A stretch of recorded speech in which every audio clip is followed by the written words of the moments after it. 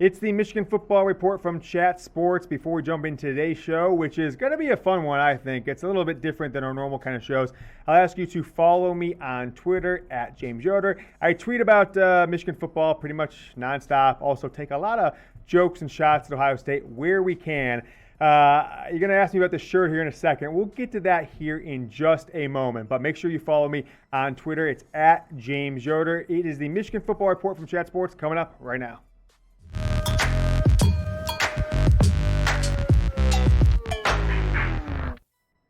Welcome into today's show. We are going to talk about how Jim Harbaugh and the Michigan football program can take their biggest rival out in the best way possible, which is to steal their best members of their staff, not just the coaching staff, but all over the entire Ohio State football program. I've identified 5 people that if Jim Harbaugh just goes out, spends a little money, Michigan is back in control of this rivalry. You see me, I've got this shirt on. I'm going to kind of pop over. I lost a bet, right?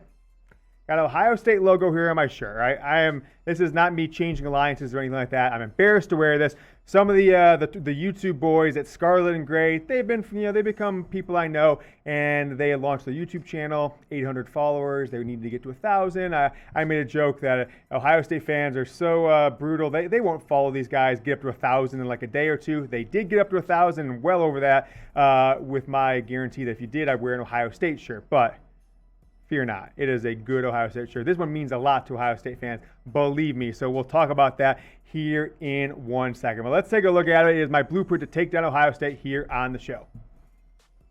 How can Jim Harbaugh take down Ohio State?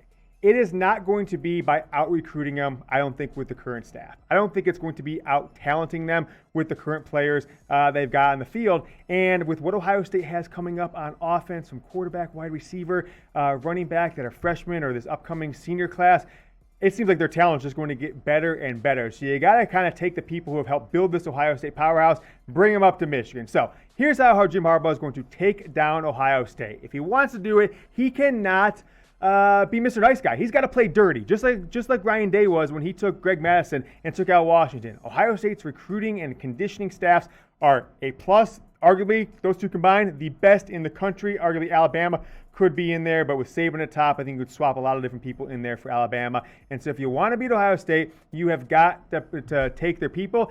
And how are you going to do it, folks? It is going to be straight cash homies. So if you want to take Ohio State down, money. These 5 staffers I'm going to talk about here for Ohio State that seem to be driving everything they do successfully outside of the top man, Ryan Day, they're not making that much cash in the grand scheme of things, okay? And so Michigan wants to play dirty, take Ohio State's best people and bring them to Michigan. I'm going to identify my top 5 here shortly. And if you hate Ohio State, if me having this logo, this helmet right here on my shirt right now sickens you, go ahead and type blue, because a lot of Ohio State fans watch this show. They take shots at Michigan in the comments. I don't like it. So let's dampen their voice.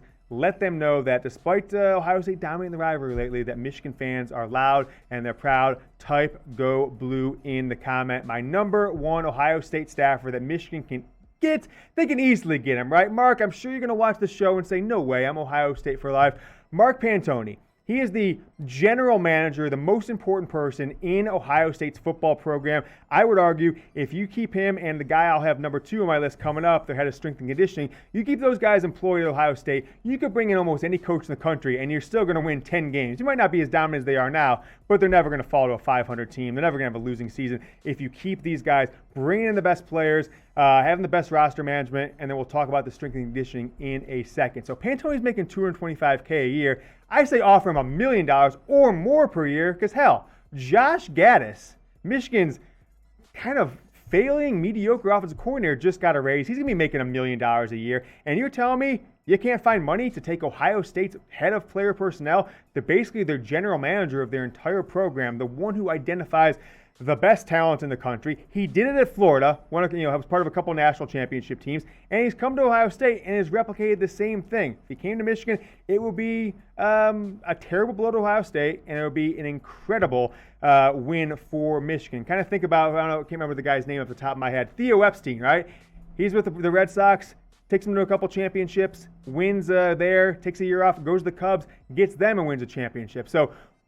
Pantoni's my number one. He runs their program. He tells them who to recruit. He tells the coaches how to approach these guys. He puts on awesome recruiting weekends. He's now going to dominate the transfer portal, I believe, and name, image, and likeness. I believe they'll put in a plan that will be just as good as the recruiting plan they did under Pantoni. So Jim Harbaugh, go offer Mark Pantoni $1 million or more. Make him say, hell no, back up the Brinks truck, because they are criminally underpaying him. He could be an NFL general manager tomorrow. I think he actually should have with the Jags, with Urban Meyer. Criminally underpaid, the best talent available in the country for college football. Been with Urban Meyer since 2005, outside of one season, of course, not including the last two with Ryan Day. Next up, though, Mickey Marotti. He is the head coach. He's the head of the strength and conditioning program.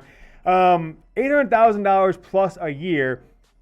Was the Iowa strength and conditioner coach made more money than him a year ago, and I think now that makes Marotti the highest paid strength and conditioning coach by quite a big margin, although Alabama may have just brought somebody in. Nevertheless, he's making a ton of cash, so why not pay him $2 million a year, Jim Harbaugh? Why wouldn't you go out and say you've got the best strength and conditioning guy in the country, or the second best or third best at Ohio State, hurt them while helping you, and $1 million more than he's making now, or 1.2 more than he's making now, that might seem like a lot, but this guy knows. Urban Meyer has won, everywhere he's been in college football, and Marotti was with him for most of that time. They were grad assistants back at Ohio State in 1987. And some people have called him the second head coach of Ohio State over the last almost decade that he came from Florida up to Ohio State with Urban Meyer. Didn't go to the Jags, but NFL strength conditioning guys don't make that much money. They're not as important because guys have their own strength conditioning people. Offer Marotti $2 million a year. Make him say no, back up the Brinks truck. It's all about cash if you're going to get them to jump from Ohio State to Michigan. So that is the word on the top two right there. And you guys haven't yet, follow me on Twitter. It is at James Yoder on Twitter. I mentioned at the top of the show. Go ahead and follow me on Twitter. And you won't let me fall into these traps where I lose bets and I'm wearing Ohio State shirts on the show. But for the Ohio State fans who want to see me wear this shirt today, I'm going to step back, rip off the tape, and we will show you what this shirt is. This is a shirt that I know all Ohio State fans will love to see. The 2019 College Football Playoff Fiesta Bowl. Michigan fans say JT was short. That was a terrible game that all Michigan fans kind of harp on. This is the worst game in Ohio State history, at least recent history. The game they lost to Clemson, 2019 season. Ryan Day's first year, started off 12-0, won the Big Ten, went into the semifinal against Clemson, and really for the most of the game outplayed him. There was that kind of fumble that didn't turn out to be a fumble. Sean Wade hitting Trevor Lawrence and then kicking him out of the game. Ohio State fans hate this game. They almost hate Clemson as much as Michigan because of this game, and that is the shirt that I bought to kind of stick it in their face. So Ohio State fans, in your face, this is the shirt that I am rocking for you guys. And I'm going to go ahead and steal one of your coaches here, number 3. We're getting to the coaching staff. It is Corey Dennis. Now, you might say, you are crazy, Yoder. There's no way we're getting Corey Dennis. If you know who it is Urban Meyer's son-in-law, right? Married his daughter, been with Ohio State for 6 seasons. He's a young coach, 28, 29, 30 years old, that range. But the quarterback play may not be where he is just, excelling or completely well-versed as a coach, but he appears to be one of the best young recruiters in the game. Think about from a quarterback's perspective. Got Kyle McCord.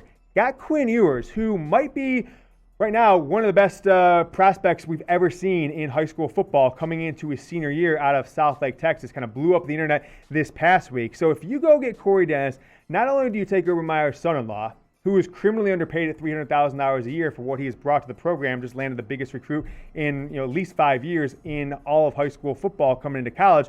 But you take Urban Meyer's son-in-law, you give him a title like passing game coordinator or co-offensive coordinator like Josh Gaddis and Sharon Moore. Have one of those guys done anything to justify that they're making $1 million for Gaddis and $600,000 for Sharon Moore? I don't think so. So I say number 3 most important player they could take, or person they could take from Ohio State, is Corey Dennis. If you get Corey Dennis, could Quinn Ewers come to Michigan? Probably not, but you never know. Those are my top 3: Pantoni, Marotti, and Corey Dennis. Guys, I've told you about the Newsbreak app before. Go ahead and download it. Help out the show. Keep the lights on. Chatsports.com/MichiganNB. Type it in your browser on your phone. It'll drop you in the App Store for Android or iPhone. And it is the best app for local news and weather. You get politics, you get entertainment, you get recommended restaurants and restaurant reviews, and sports content, videos from us, every Michigan Football Report episode, and some more episodes around there, plus content from all your favorite newspapers, blogs, sports team websites, tons of content right down to your zip code. So get the Newsbreak app. They're supporting the show, and they're putting our content on there. It is chatsports.com/MichiganNB. Go ahead and type that bad boy into your browser. Give us some credit for pushing the download. Make sure they keep wanting to sponsor our show. All right, fourth on the list is give Brian Hartline the bag, former NFL wide receiver, former Ohio State wide receiver. So, of course, he's not going to come to Michigan to be part of the Michigan staff. Well, you know what? Greg Madison just did it 2 years ago, so don't give me any of that hooey. Hartline makes $550K, and he is an insane recruiter right now. I might say that Ohio State has more talent at the wide receiver position right now than any team has had in wide receiver group in the history of college football. And maybe I might be arguing at the history of any one position at one time. Their starters are both first rounders this next coming NFL draft, but their backups and hell, their third strings might be better than those. They've had the number 1 or 2 ranked wide receiver, I think, in 4 straight classes, 19, 20, 21, 22. Yeah, 4 straight classes they've had one of the top 2 wide receivers in the country coming to the program. All that is because of the recruiting that Brian Hartline has done, the position group coaching that he has done. And you might say, James, well, what about Alabama? Ruggs, Judy, Jalen Waddle, Devontae Smith, who won the Heisman. We might be looking back in a few years and say, hey, those guys were great, all first rounders. Ohio State might have had more talent to the wide receiver 2019, 20, 21, 22, 23 than Alabama did in those 3 or 4 years that those 4 guys were there. So do you like my plan so far? I've outlined 4 Ohio State staffers, head of player personnel, their strength and conditioning coach, their quarterbacks coach, and their wide receivers coach that Michigan can go steal to pay them a little bit more, make 2 or 3 times their salary. You take those guys away, you cut your opponent off of the head, you Trojan horse them, bring their best guys who know everything they've done to make them a championship program and bring them to Ann Arbor to, frankly, replace some underperforming staffers for the Wolverines. And my last guy up, he knows where the bodies are buried, okay, is Brian Voltolini. He has been with Urban Meyer basically for 20 years. Obviously, he's not the last 2 because Urban has moved on, but he's still around Ohio State. Came to Ohio State from Florida in 2012. Started with Urban Meyer way back in 2001 when he went from Notre Dame to be the head coach at Bowling Green, and was with him for 17 years, stayed with Ryan Day. He's the general manager of football operations for Ohio State, making $245,000 a year. And you say, hey, James, where'd you get these numbers from? I just went on Ohio State's website. These are all publicly available salary numbers. These guys together make $2.1 million. And I say, Jim Harbaugh, let's go steal these guys. Okay, it's not going to happen this offseason, right? But the season is going to start in 3 months from now, actually 3 months from today. The college football season for Michigan gets underway. Michigan will be looking for some staff changes. Most likely it happens every year no matter what in December. So 6 months from now, there's likely potential that Michigan will be looking for some new coaches. Guys either move on to new roles, get let go because they weren't performing. And these are the 5 guys. You get rid of Gaddis. You make room for a wide receiver coach in Hartline. And maybe you don't fire the new recruiting staffers that you brought in this year, but you add to them. You make Pantoni the top guy. You take Mickey Marotti, replace Ben Herbert, who's kind of underperforming his 2 years on campus, and then you bring in a GM, a kind of right-hand man of player personnel, of football ops, like Brian Voltolini, and you have got the 5 guys, other than their head coach Ryan Day, that make the Ohio State program churn. They're making $2.1 million combined between those guys, and $5 million a year. Will that get it done between those 5 guys? You give the strength and conditioning coach who makes the most money the bag, and give everybody else 2 or 3x what they're making now at Ohio State. I start with Mark Pantoni, and frankly, if Jim Harbaugh were to get even 1 or 2 of those guys, I think the tide would turn for this Michigan football program.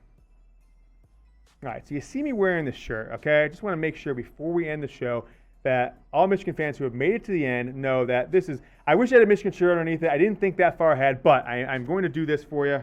Step away. Take this son of a... Just throw that thing, okay?